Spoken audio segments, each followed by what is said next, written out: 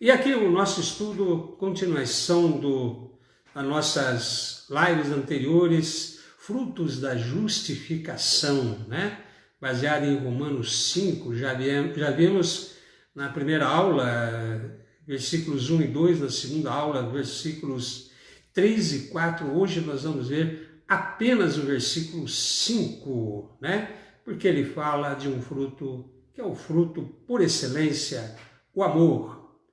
Ora, a esperança não confunde, porque o amor de Deus é derramado em nosso coração pelo Espírito Santo que nos foi outorgado. A esperança não confunde, porque o amor de Deus foi derramado em nossos corações pelo Espírito Santo que nos foi outorgado. Que palavra maravilhosa, né? Vamos orar antes de ministrar essa palavra. Senhor, nosso Deus e Pai, louvado seja teu grande nome. É sempre bom, ó Pai, servir ao Senhor, saber que o Senhor cuida das nossas vidas em cada detalhe. Se cremos realmente no Senhor, entendemos que o Senhor tem um propósito em tudo que nos acontece, mesmo quando aquelas coisas que aparentemente não foram boas, e pior ainda, quando a solução delas parece demoradas, descansamos no Senhor, sabendo que o Senhor é o Deus que tem tudo sob o controle, porque o teu amor derramado sobre nós, o teu Espírito que nos foi outorgado, nos faz ter essa paz, essa tranquilidade, essa certeza do teu cuidado, de que está tudo bem.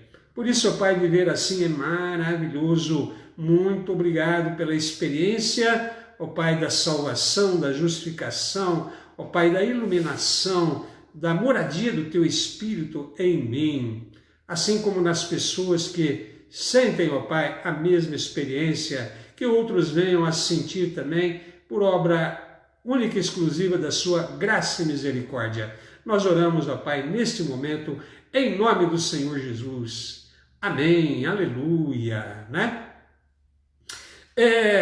Alguém poderia perguntar, como se pode saber que esta esperança de glória corresponde a uma realidade, né? Porque nós falamos na aula anterior, né, que um dos frutos do Espírito, né, seria essa esperança da glória, porque falamos da paz com Deus, da reconciliação, falamos que o presente momento, né, o Senhor persevera em nós com a sua graça, né? Fazendo com que a cada dia haja uma graça, haja uma renovação do Espírito em nós e que temos a esperança da glória. Por isso mesmo, no tempo presente, as situações que ocorrem de provação, de luta, as dificuldades do viver, na verdade, vem mais confirmar que somos filhos de Deus e que essa realidade nos alcançou do que o que as pessoas às vezes pensam ao contrário. Né? Se sou filho de Deus, por que eu tenho que passar por isso? Não, exatamente, porque você está sendo edificado, você está sendo construído, você está sendo acrescentado na sua vida experiência, paciência, né? E tudo isso é prova do amor de Deus que não confunde. Então, alguém poderia perguntar, e Paulo antecipa a pergunta, né? Como se pode saber que esta esperança de glória corresponde a uma realidade? Como se sabe se não é apenas um ensino agradável? Porque eu tenho a impressão que muitas pessoas, em relação à doutrina bíblica, ao ensino bíblico, né? Tem mais a tendência de ver isso como uma metáfora, algo assim bonito a se dizer, né? Mas que talvez não seja algo que ela mesma experimenta, né? Então Paulo responde, né? Em primeiro lugar ele diz, que a esperança, na verdade, não decepciona, né? Essa expressão não decepciona tem na tradução da Bíblia de Jerusalém. A versão em inglês diz não envergonha, né? shame, né? A tradução em espanhol diz não avergüenza, né? E essa tradução que nós usamos, revista atualizada, diz não confunde, porque o amor de Deus é derramado em nossos corações pelo Espírito Santo. Então Paulo diz que essa esperança que temos da glória, ela não confunde por causa do Espírito Santo, por causa do amor de Deus que foi derramado em nós, por causa da outorga do Espírito Santo em nós, né? Então esse é mais um fruto da justificação, né? A paz com Deus, a graça constante no nosso viver, a esperança da glória, acima de tudo, o amor de Deus que é derramado em nossos corações. Então, o fundamento sólido sobre o qual descansa nossa esperança de glória é o amor de Deus, né? Esse é o fundamento. Podemos ler também o apóstolo João, né, na sua primeira epístola, capítulo 4, versículo 10, ele diz: nisto consiste o amor, não em que nós tenhamos amado a Deus, mas em que ele nos amou e enviou seu Filho como propiciação pelos nossos pecados. Então o amor de Deus se revela na vinda do seu Filho, né? Na encarnação dele. Ele veio viver entre nós. Isso é prova do amor de Deus, né? No fato de que ele foi à cruz morrer em nosso lugar. Paulo também fala isso, né? Em outro lugar, em Romanos. Deus prova o seu amor para conosco pelo fato de Cristo Jesus ter morrido por nós, sendo que nós ainda éramos pecadores. Esse é um amor que se revela na cruz, se revela no sacrifício, né? Então, se alguém, como Jesus, sofreu no nosso lugar, pagou o preço da nossa condenação, de maneira que, uma vez que esse preço foi pago da nossa condenação, já não pesa mais condenação, estamos justificados porque o preço foi pago por alguém. Isso é amor, isso é a base do amor, né? Esse é o fundamento sólido sobre o qual descansa a nossa esperança da glória, né? Porque se somos objeto do amor de Deus, então sabemos, sem sombra de dúvida, que ele nos levará para a glória, né? Como ter certeza que Deus nos levará para a glória? Porque somos alvos desse amor, né? Jesus foi à cruz, isso foi um fato, isso aconteceu na história, né? Não é uma doutrina. A doutrina bíblica, ela se revela na história. Mesmo no Antigo Testamento, quando Deus trazia uma revelação, era para o momento histórico que eles estavam vivendo, né? Uma palavra de Deus para aquela geração, mas também para alcançar todas as gerações que viriam, inclusive nós. Então, a revelação de Deus, ela se faz na história. Não é algo que alguém sentou e escreveu, né? Não foi a coisa de um iluminado. Tudo que Deus faz acontece na história humana, se revela na história. Então, esse amor, ele se revelou na história, na encarnação do Verbo, na morte de Jesus na cruz, na sua ressurreição, né? No derramar do Espírito Santo para que habitasse sempre conosco. Então, essa é a base, né? Nisso consiste o amor de Deus por nós, né? Então, isso nos dá a certeza de que o Deus que fez tudo isso revelou que viria o Salvador, enviou o Salvador fez a obra da redenção, de salvação, o Salvador ressuscitou, confirmando que Deus aceitou a obra da redenção, foi assunto aos céus e recebeu todo o poder, né, por causa da sua obediência até a morte de cruz. Enviou o seu Espírito que habita em nós. O Deus que fez tudo isso há de querer, né, nos levar para a sua glória. Porque todo esse esforço, todos esses séculos de anúncio do plano de redenção, todo o sofrimento pelo qual o Senhor Jesus teve que passar para simplesmente desistir de nós, assim por causa que nós somos fracos e cometemos um erro ou outro? Não. Esse amor é independente daquilo que nós éramos, porque éramos pecadores. Deus provou o seu amor por nós, porque Cristo morreu por nós quando nós ainda nos éramos pecadores. Né? E continuamos, às vezes, muitas vezes, errar diante do Senhor, e o seu amor por nós não muda, porque não é baseado naquilo que somos ou fazemos, mas baseado no amor mesmo, e esse amor não se explica. Por que Deus me amou? Eu não sei. Eu não sei por que Deus me amou, o fato é que amou, e esse amor podemos percebê-lo, senti-lo, pelo fato de que a salvação operada há 2000 anos atrás foi comunicada a nós, né, foi trazida a nós pelo Espírito Santo que habita em nós. Foi assim, comunicada a nós pela presença do Espírito Santo. Então, eu recebi os benefícios, o fruto daquela justificação, o fruto daquela obra de Jesus na cruz e na sua ressurreição, pela presença do Espírito Santo, né?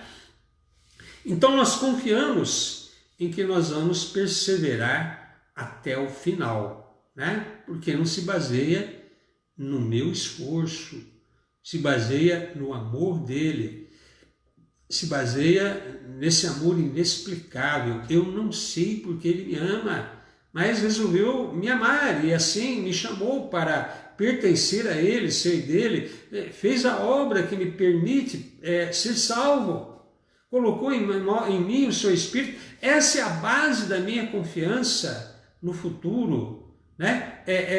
Todo o plano de Deus, todo o amor de Deus revelado na história. Então esta é a base da confiança e tem firme fundamento, né? Firme fundamento, porque o sacrifício da cruz aconteceu e aconteceu na história.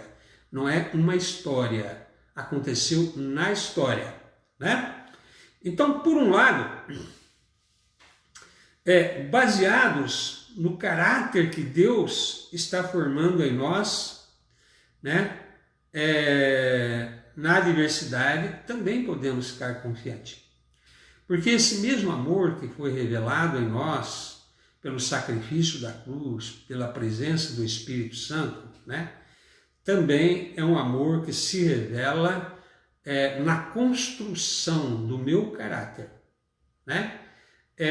Como eu falei na live anterior, na quarta-feira, as provações para aperfeiçoamento do caráter cristão. Fé que não é provada não tem valor, né? Se diante de uma simples dificuldade você já não ama mais a Deus, né? Diante de uma simples dificuldade você já questiona o amor de Deus por você. Se diante de uma dificuldade grande, né, você fica numa situação de questionar o amor de Deus, né? Então essa fé realmente não é uma fé aperfeiçoada. João diz isso, né? O perfeito amor lança fora o medo. Logo, aquele que teme não é aperfeiçoado no amor. Então, o nosso caráter está sendo construído desde o dia em que fomos nascidos de novo, iluminados, né? Desde o dia em que fomos lavados no sangue de Jesus, que o Espírito fez em nós a habitação. Nascemos na fé, nascemos no reino de Deus como crianças, temos todo um trabalho de crescimento, de desenvolvimento espiritual, de formação desse caráter, até chegarmos a ser varão perfeito, adulto, né? Até refletirmos como um espelho a imagem do Senhor Jesus, porque a predestinação, se é para alguma coisa, é para nos tornarmos conforme a imagem do Senhor Jesus. Né? Então, esse é o alvo da vida cristã.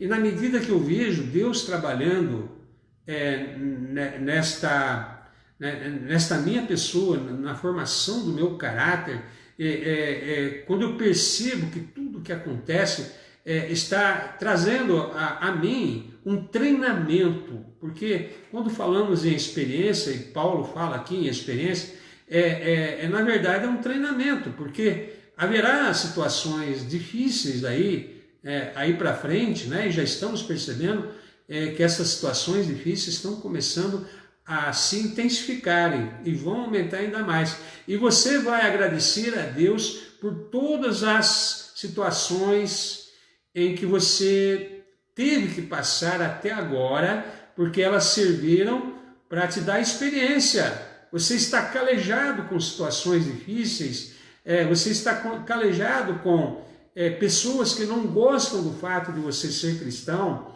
né? De perseguição ao evangelho, de zombaria. Então tudo isso te traz a edificação, a experiência necessária para que você fique firme, né? A vontade de Deus é que fiquemos firmes até o fim, né? E Ele trabalha isso não só pela presença do Espírito Santo em nós, mas também nos dando experiências de firmeza, de paciência, de perseverança, de continuidade, construindo em nós esse caráter de Cristo, né? Que é o objetivo final e principal. Então, se agora Ele está nos edificando, e está, né? É porque depois nos glorificará. Faz sentido o Senhor começar uma obra e não terminar? Deus não deixou nada por incompleto, Deus não é assim. Deus não é que nem os políticos brasileiros, que começa a obra e deixa, abandona, né? Tudo que Deus faz, tudo que Deus começa, Ele completa. Tanto que o apóstolo Paulo fala isso, né?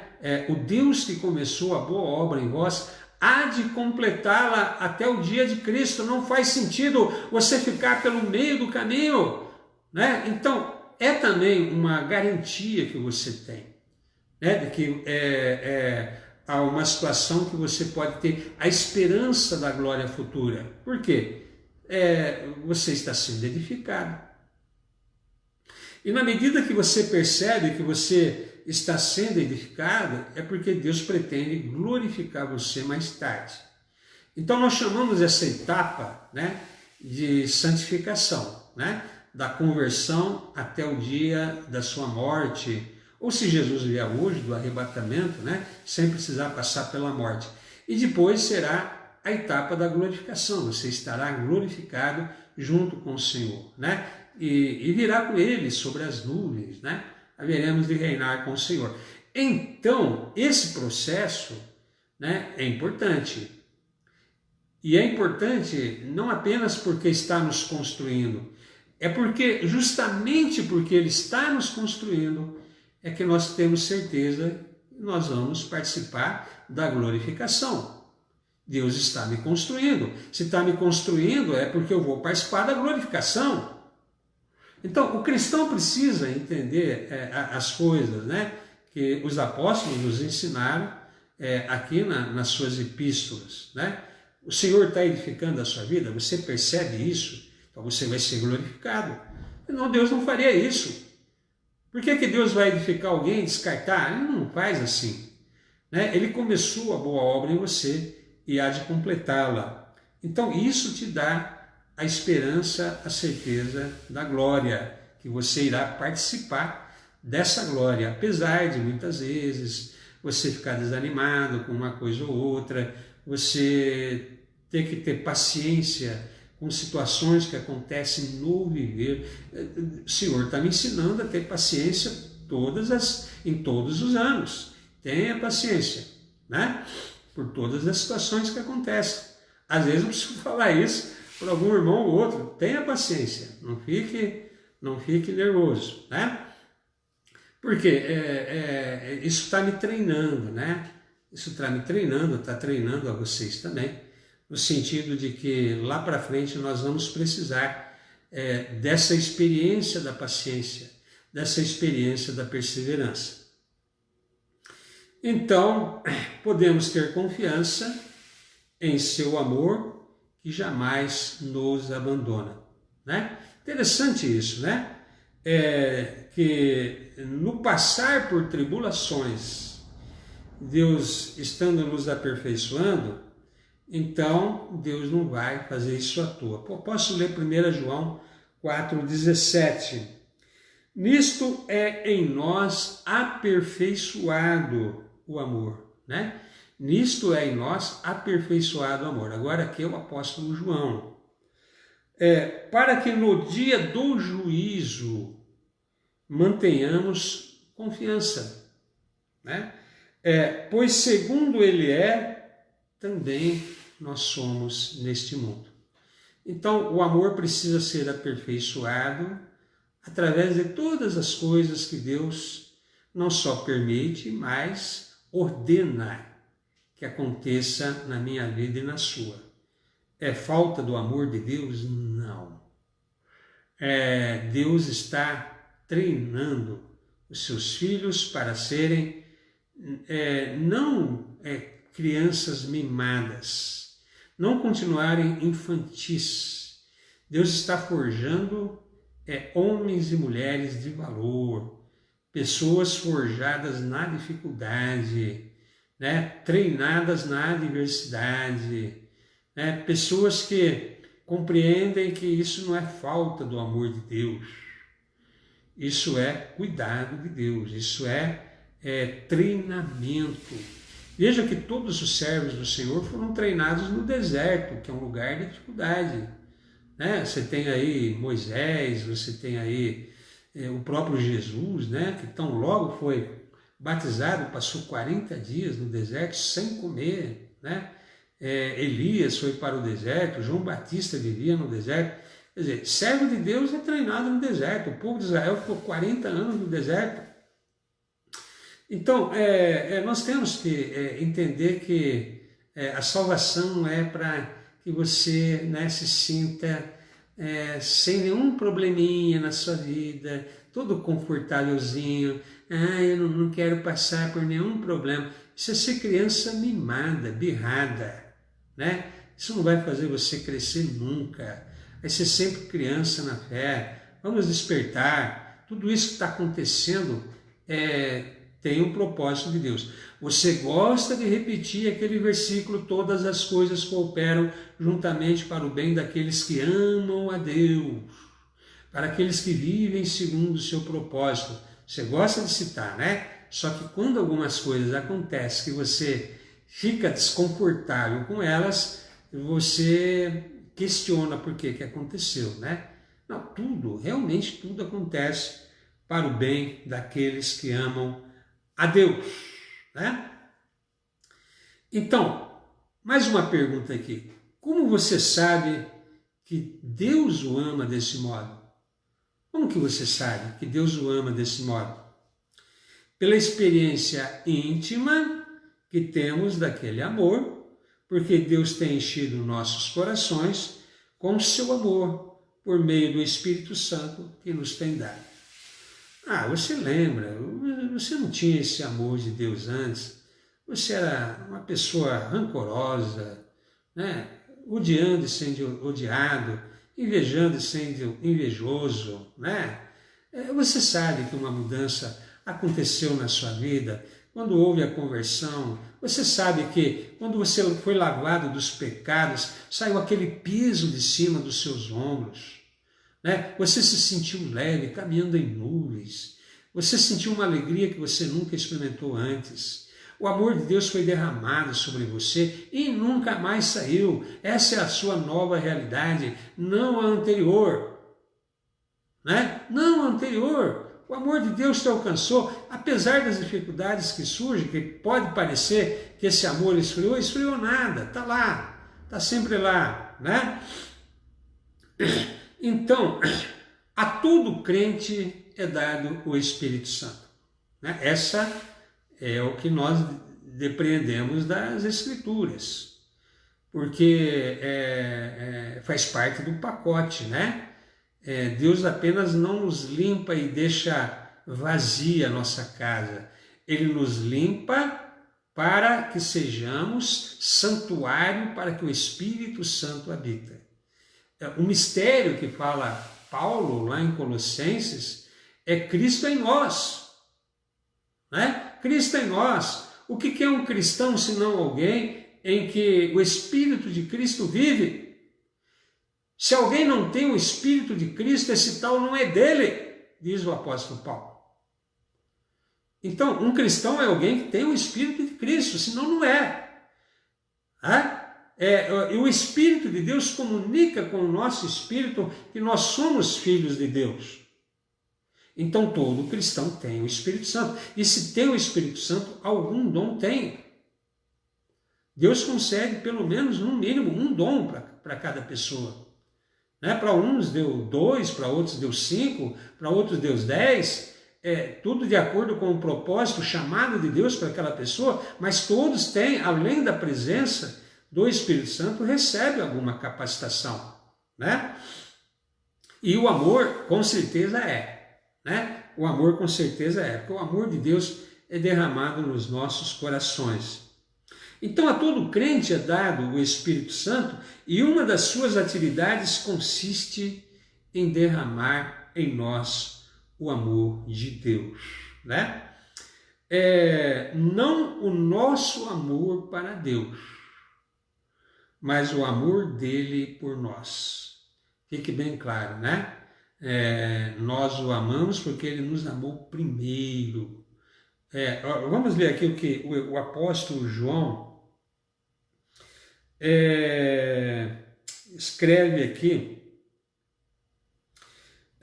em 1 João 4,13: nisto conhecemos que permanecemos nele e ele em nós, em quem nos deu do seu Espírito. Versículo 15: aquele que confessar que Jesus é o Filho de Deus, Deus permanece nele e ele em Deus, E ele em Deus. Então, ou então no 1 João 4,10, leio de novo aqui: nisto consiste o amor de Deus, não em que nós tenhamos amado a Deus, mas em que ele nos amou e enviou o seu Filho como propiciação pelos nossos pecados. Então, não é nosso amor para com Deus, mas o amor de Deus para conosco. Isso não confunde, Porque o Espírito Santo é que confirma e é derramado para nós. Então, para que inunde o nosso coração e nos dê a consciência plena e intensa de que Deus nos ama, Então, é experiência, como descrever isso você deve saber, O amor de Deus foi derramado no seu coração, você deve saber o que aconteceu, para que você hoje se reconheça como cristão, para que você prefira, por exemplo, estar na igreja do que estar num bar, que você prefira, por exemplo, viver de acordo com o Evangelho e não de acordo com o que você vivia antes, fazendo a sua própria vontade. É o amor de Deus que te leva a isso. Porque se o amor de Deus não habita em você com certeza não ia nem gostar de igreja, não ia gostar de Bíblia, ia fazer como muitos aí fora, ia zombar do Senhor. Mas é exatamente porque o amor de Deus habita em você que você, na verdade, aborrece as coisas do mundo e prefere viver de acordo com a vontade de Deus. É esse amor que te leva a assistir essa live, do que assistir transmissão do futebol nesse momento. Então, é evidente que o amor de Deus está em você. É evidente que ninguém pode dizer Senhor Jesus senão pelo Espírito de Deus. É evidente que se você confessa o nome de Jesus e vive por esse nome, o amor de Deus foi derramado em você, que senão você não teria, não somente não teria condições de fazer isso, como você não ia querer viver assim. Então, é evidente que você é alguém que recebeu a salvação e o amor de Deus. Senão, de forma alguma, o Evangelho seria algo prioritário, algo prazeroso na sua vida. Então, isto é, que o próprio Espírito testifica com o nosso Espírito que nós somos filhos de Deus, Vale a pena notar a mudança do tempo verbal no versículo 5. Eu vou ler o versículo 5 de novo. Ora, a esperança não confunde, porque o amor de Deus é derramado em nosso coração pelo Espírito Santo que nos foi outorgado. Então tem o tempo do verbo aqui. O Espírito nos foi dado. né? Bíblia de Jerusalém, essa é a tradução, já nos foi dada. No grego, né, dotentos, particípio auristo, com referência a um fato passado. Ou seja, o Espírito já nos foi dado. Ele está escrevendo aqui para a igreja. Está escrevendo para a igreja que está em Roma. Ele está apenas fazendo uma referência a algo que já aconteceu em nós. Né? Naquele que é cristão, o Espírito foi dado. Né? Porém, o amor de Deus é derramado em nossos corações. E aqui é uma outra palavra no grego, né? Ekekutai. É um tempo perfeito, que se refere a um fato passado, mas com consequências permanentes. Né? Quer dizer, não é apenas algo que aconteceu ali atrás, no dia em que eu, ouvindo o Evangelho da verdade, tendo nele também crido, fui selado com o Espírito Santo da promessa, mas é algo com consequências permanentes. Esse é o significado no grego, né? Então, assim aprendemos que o Espírito Santo nos foi dado no momento em que cremos e nos convertemos. E, no mesmo tempo, ele inundou nossos corações com o amor de Deus. No mesmo tempo. Cremos, nos convertemos e esse amor inundou os nossos corações. E sabemos que as águas do seu amor não retrocedem, né? Deus não é de desistir de ninguém em que ele primeiro escolheu, segundo chamou, terceiro, né, redimiu, quarto regenerou, né? Não necessariamente nessa ordem, viu, irmãos? Há uma ordem da salvação aí, né? Que cremos que Deus fez, mas todas essas etapas Deus fez, não necessariamente nessa ordem. Mas o fato é que Deus fez tudo isso por você. Para quê? Para desistir de você? Para que esse amor... cansei do pastor Eduardo, não vou mais agir nele.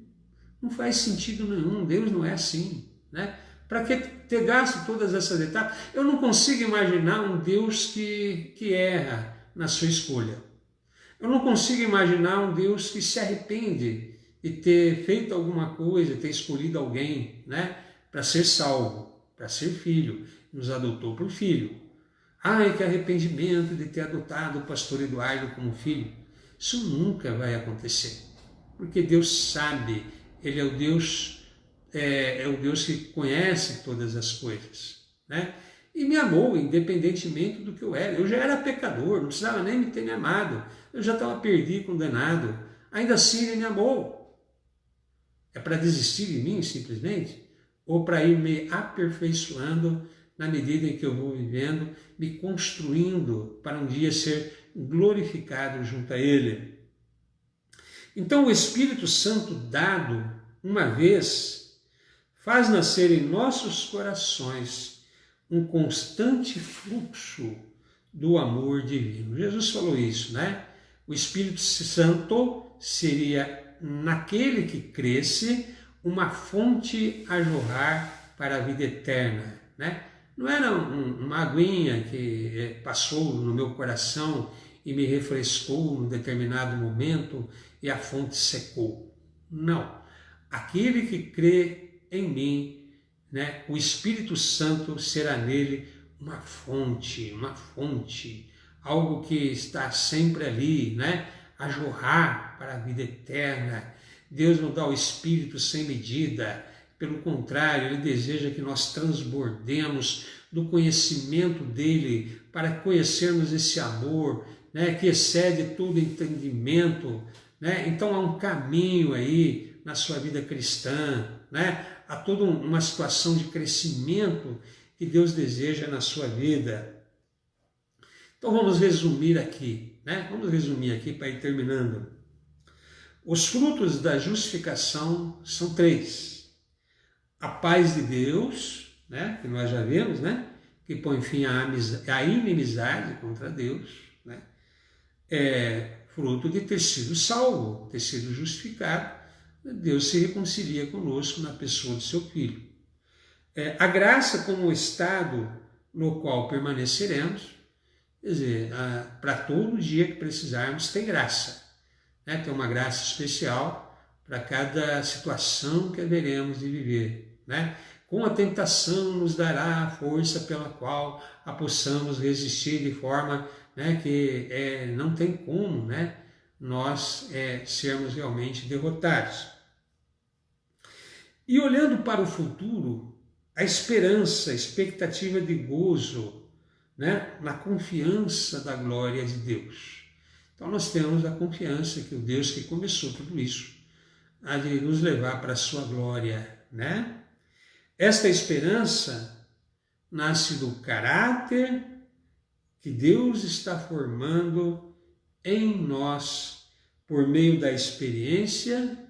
Nós vimos na aula anterior, na quarta-feira, a experiência do sofrimento. Tá? O sofrimento jamais pode ser visto pelo cristão como é visto pelo ímpio. Porque o ímpio sofre sem esperança, sofre por sofrer, sofre porque é ímpio, né? O cristão, ele quando ele tiver que sofrer, é sofrimento pela fé, não é o sofrimento do ímpio. O ímpio sofre porque é escravo do seu pecado, pior, escravo espiritual. O ímpio sofre perturbações. O ímpio não tem como dar certo na sua vida, a sua vida é perturbada. O sofrimento do cristão não é esse. É porque ele é cristão. O sofrimento do cristão é porque ele é iluminado pelo Senhor Jesus. O sofrimento do cristão é porque ele ama o Senhor Jesus e vive de acordo com a construção que Deus está fazendo nele. Se é para sofrer assim, então ótimo. Se esse sofrimento ajuda a me construir ainda mais, ótimo. Alegrai-vos, diz o Senhor. Alegrai-vos, diz os apóstolos. Né? Nisso exultais, diz Pedro. Né? Então, sofrimento que é confirmado pelo testemunho do seu amor que o Espírito Santo nos tem dado. Vamos falar sério aqui, né? Uma pessoa não está disposta a sofrer pelo Senhor Jesus se o amor de Deus não está nela. Nenhum mártir da igreja se atreveria a ser uma pessoa que vivesse uma situação de martírio se o amor de Deus não estivesse nele. Ele não iria até a morte. Ele já teria abandonado a fé. Eu não entendo perseguição. Se é para sofrer assim, eu não quero ser cristão. Ele abandona. O sofrimento confirma que o amor de Deus está em você, que você está disposto a ir até mesmo a sofrer a morte de um mártir, se for o caso da escolha que Deus fez para a minha vida ou para a sua, né? Porque esse amor habita em mim, habita em você. Só alguém que o amor de Deus habita é capaz de sofrer por causa desse amor. Se você é assim, que provas mais que você precisa?